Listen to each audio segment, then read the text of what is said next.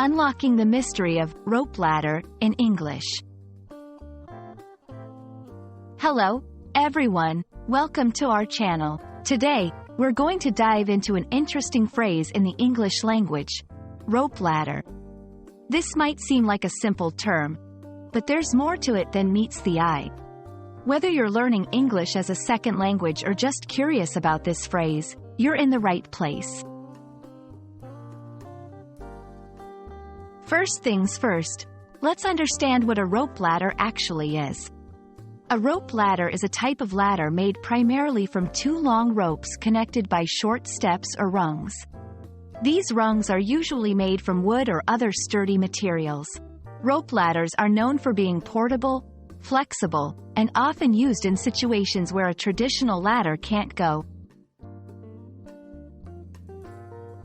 Now, let's explore the various uses of rope ladders. They are often seen in boats and ships for emergencies, used by firefighters for rescue missions, and even in adventure sports like rock climbing or obstacle courses. Understanding these contexts can help you better grasp the significance of the term in different scenarios. In addition to its literal meaning, rope ladder can be used metaphorically. It might represent a means of escape or a path to a higher place, both physically and figuratively. This metaphorical use adds depth to the phrase, making it a versatile element in both everyday conversation and literature. Sometimes, rope ladder appears in idiomatic expressions or common phrases.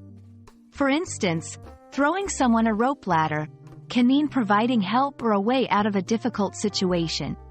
It's important to be aware of these expressions to fully understand the nuances of English language usage. And that wraps up our exploration of rope ladder in English.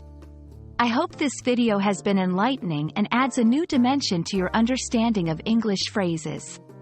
Remember, language is not just about words but also about the context and imagery they evoke.